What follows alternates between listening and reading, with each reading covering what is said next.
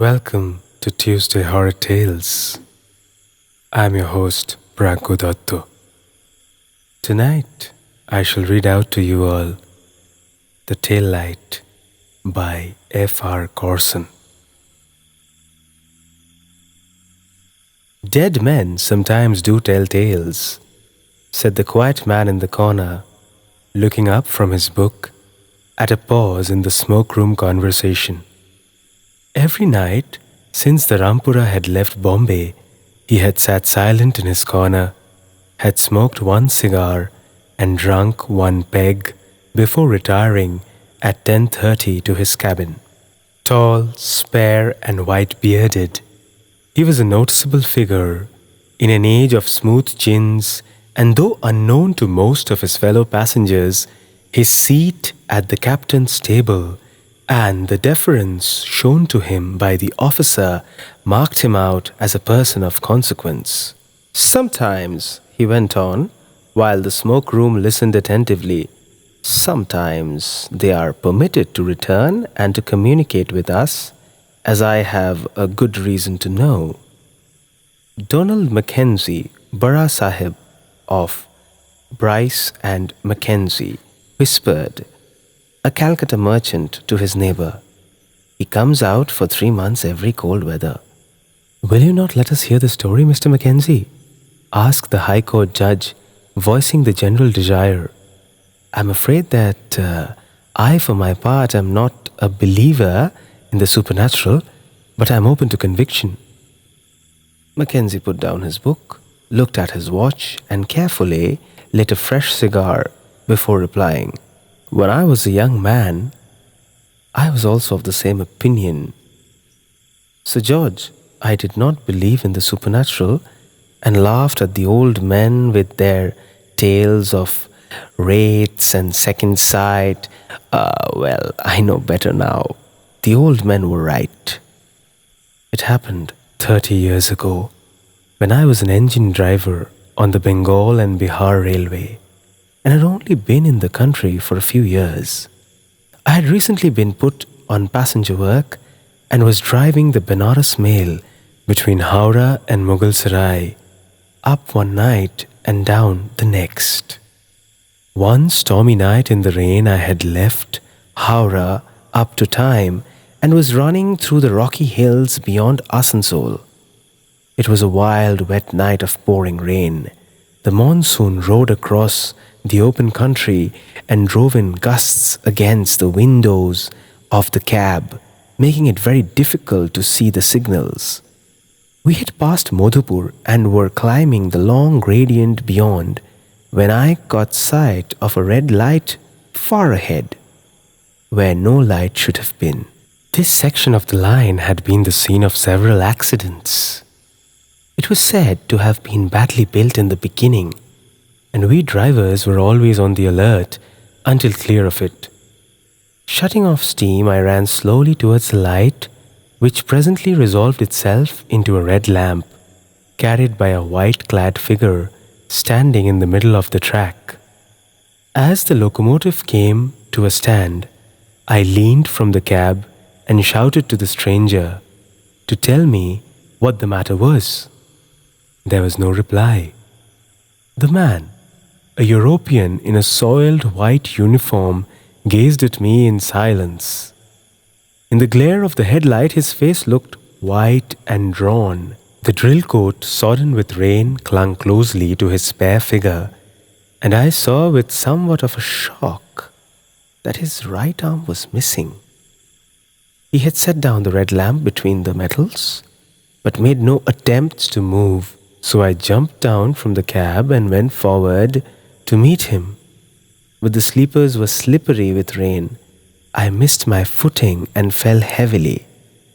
I was up in a moment, but in those few seconds the white figure had gone. The headlight showed the shining metals. The streaming rain lashed, and the red lamp burning quietly in the middle of the track. That was all. I was puzzled and angry, for I thought someone was fooling me. But I picked up the lamp and went back to the engine. My Indian fireman seemed very reluctant to take the lamp, which was an ordinary railway tail light, and besought me to leave it behind. Sahib, he said, trembling and looking fearfully into the darkness, that was a booth, which we saw, and not a man. It bodes no good to us, and I am afraid. Do not take a bhoot's gift, or we shall surely perish. Nonsense, Ramjan, I said angrily. The Sahib came to warn us and has now gone back along the line. We will go on slowly and keep a good lookout. As far as the lamp is concerned, it's only a tail light. See, it has the company's mark on it. And I showed it to him, the letters BBR and the number 76321 stamped in the metal. He was somewhat reassured and we moved on slowly, but I was little ill at ease. Something was wrong on the line ahead, and I had received a warning. But who was the messenger? And where had he gone? I was no believer in apparitions, and in broad daylight I would have scoffed at any such solution. But now, in the windly darkness and the driving rain, I was less confident. The man had certainly looked ghostly as he stood on the track. Could there have been an accident? Suddenly came the thought of the bridge, the great mile-long Sardhana bridge, which lay 7 miles ahead. What if the Barsi river, swollen by weeks of rain, had once more proved too strong and had swept away the mighty steel lattice bridge of today as many years ago it had destroyed the earlier structure? There was, I knew, no other passenger train due to meet us, but several up goods were due to cross the bridge that night, and it were down. Resolutely, I put away the thought and concentrated on watching the line ahead. By this time we had passed the summit and were running slowly down the northern side. Presently, the long embankment of the bridge approach stretched before us. There is a station and a signal box at Sardhana, and as I pulled up beside the latter, the Bengali station master's umbrella in hand hurried out to speak to me. Please do use great caution, sir, he babbled nervously. There is an unforeseen interruption of communication with North Bank. I apprehend calamitous inclusion of River Barsi. Have you sent a man along the line to investigate? I asked sharply. No, sir. All subordinates are fearful tonight and will not go. Beside, number 17 Upgood is now overdue. Apparently, the goods train should have passed the signal box at 1:19, and it was now 2:05. There was little to be got from the Babu in his nervous state. So Roberts, the guard, and I decided to see for ourselves, and leaving the fireman on the engine, we set out ourselves across the bridge. It was not a pleasant walk by any means, and I quietly sympathized with the fearful Indians as we battled our way through the windy darkness. From time to time, as to screaming gusts rode across the river and threatened to tear us from our hold as we crouched, blinded and deafened, gripping the lattice work like drowning men. Robert's hand lamp and the tail light which I had brought with me was soon extinguished, and we had to feel our way through the night, guiding ourselves by the handrail along the footway of the bridge. Below us, the river roared hungrily, swirling in foam round the stone piers and licking upwards to the floor of the bridge, which was vibrating like a tense bowstring. It was a tremendous effort to keep moving. I felt dozed and deafened by the never-ceasing roar and had almost ceased to realize why we were there when, far ahead, a light came into view. "Thank God," I whispered, hardly realizing what I was saying. "That must be the North Bank." In 10 more minutes, more dead than alive, we stood on firm ground, the Sardana Bridge, whole and unharmed, safely behind us. The light I had seen came from a point beside the track. There, in the shelter of a great tree, a dark figure crouched beside a charcoal brazier. Apparently alarmed at our arrival out of the night, the man sprang to his feet and bolted. Not, however, before I had noticed that he wore a railwayman's belt. We had just succeeded in relighting our lamps, and Roberts, who had stumbled over an old tomb half hidden in the grass, was swearing softly when we saw a red light moving along the track, and a loud voice hailed us in English out of the darkness. "Thank God you were stopped, Mackenzie," said the newcomer when we explained who we were. "I'm Andrews, guard of number 17, up goods, which is derailed half a mile up the line. I'm afraid poor Brown is dead. He was pinned under his engine when she turned over.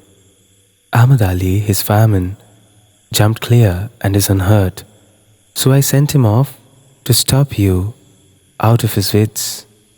But he seems to have stopped you all right. Where have you left the mail train?" "We were held up 7 miles the other side of the bridge," said Robert slowly. "We left the train at Sardana station, 7 miles beyond Sardana." "7 miles beyond Sardana?" repeated Andrews unbelievingly. "Why, that's just impossible. The fireman couldn't have possibly got that much time." He turned to the man who was standing behind him. "Tell me what you did when I sent you to warn the station master at Sardana, Ahmed." The poor wretch was obviously very scared. His teeth chattered and he kept looking over his shoulder into the darkness. "I will tell the Sahib all I know," he said at last, "but I am in great fear. After the train fell off the line and Brown Sahib was killed, I took the red lamp from the brake van, even such a lamp as this Sahib is carrying, and went to warn the station master at Sardana. But there was a great wind and I could not cross the bridge. Else had I been blown into the river, so I put the lamp in the middle of the track and took shelter under the banyan tree yonder. Thrice was the lamp overset by the wind, and twice did I go and set it up. But when I went the third time, the lamp had gone, and I was sore afraid.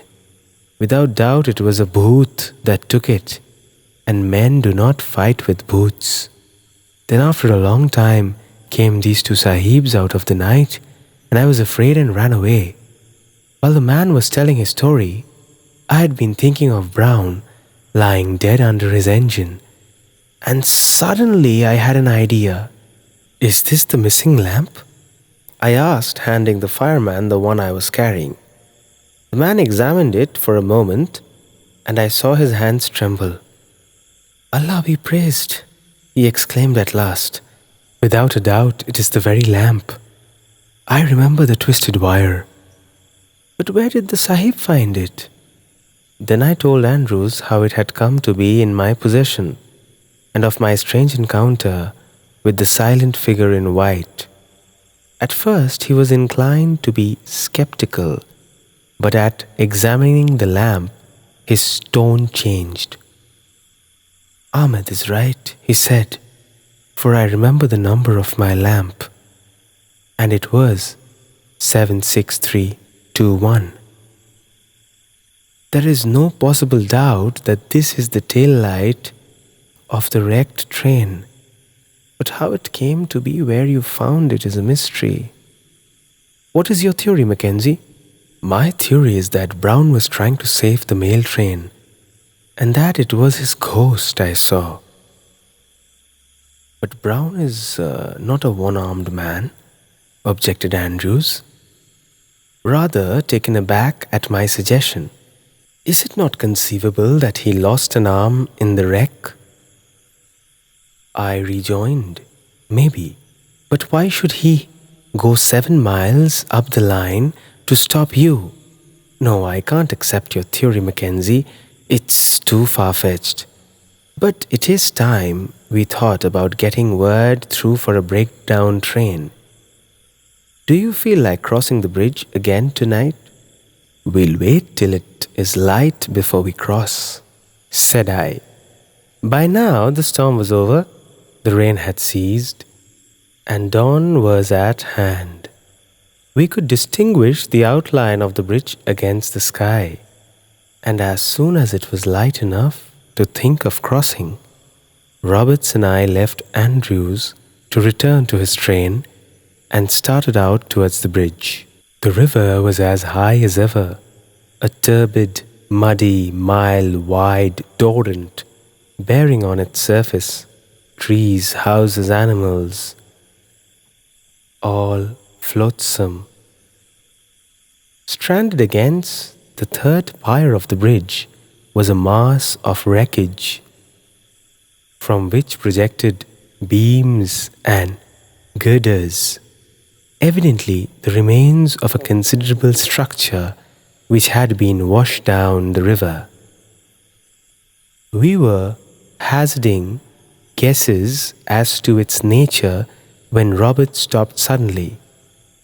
"Look at the top of the pier, Mackenzie," he said in a queer and tense voice. "Do you notice anything peculiar about it?" I could see nothing wrong and said, "No." "Come here then," he said, leading me down the railway embankment till we had a clear view of the bridge. "Now do you see what I mean?" From where we stood, in the line of the mighty stone piers stretched like level stepping stones across the river, whose sliding surface foamed almost at level to their tops. But the third stepping stone was not level. Its upstream edge was below the water. "My God, Roberts," I exclaimed, "the pier is giving way. The river has undermined. It was never satisfactorily established at what hour the mischief started, but there is little doubt that the mail train would have crashed into the river if we had attempted to cross that night. Whoever he was, that one-armed man had saved many lives." There is little more to add. Roberts and I returned to Sardana and gave the alarm. The mail train was diverted over another route, and engineers came up from Calcutta to inspect the damaged bridge. There was an inquiry of which few details were allowed to reach the public. Brown, the dead driver, was buried at Mongir, and the incident was forgotten. There was silence for a while after Mackenzie finished. Then several men spoke together. "What about this one-armed man, sir? Did you ever discover who he was? Was it really the driver's ghost?" Mackenzie finished his peg before replying. Then, with an inclination towards the judge, he went on with the story. "It was never ascertained who the man was, for no one could be found who had seen him that night. The affair had given rise to all sorts of rumors, however, and shortly after the inquiry, I was sent by the company's agent, Mr. Rutherford. "I want to hear your version of what happened on the night of the 23rd August, he said, when I was shown into his office. "Please give me the whole story." Before I begin, sir, said I would like to know where I stand. Is this another official inquiry? Rutherford was an Aberdonian and had a fine sense of humor. He laughed and told me to tell him the whole story, ghosts and all. I have a good reason for asking, he added with a smile. He listened without comment while I told him the story. Then going to a bookcase, he took down a red-covered volume, turned it to a marked page, and began to read aloud. As nearly as I can recollect, this is what he read. The rainy season of 1875 was notable for a regrettable accident, attended with considerable loss of life, when a span of the newly built Sardhana Bridge was swept away by the flooded Barsi River. The engine and 5 coaches of a passenger train which were crossing at the time were precipitated into the gap, whereby 70 persons were drowned. Among those who lost their lives was Mr. Anurin Edwards, the distinguished engineer who built the bridge. Although the private coach in which he was travelling remained, with 6 other vehicles upon the bridge, Mr. Edwards went forward to attempt the rescue of those left alive in the forepart of the train. When last seen, he was trying to reach some survivors by means of a rope. Handicapped by the loss of his right arm, which was mauled by a tiger some years before, he is thought to have fallen and been trapped by submerged wreckage. The body was recovered 7 days later and buried under a banyan tree on the north bank of the river, where a marble tomb to his memory is being erected at the expense of the board of directors. That is an extract from the history of the company, said Rutherford, returning the book to its place. That Edwards seems to have been a real sportsman. I should like to have met him. I rather think I have done so, said I. There are so many things which are beyond our perception. This story is just another example of all those things which we cannot perceive, yet we see, we witness. Thank you so much, friends, for being such a patient audience. I am your host, Prajna. See you all again next Tuesday for another edition of Tuesday.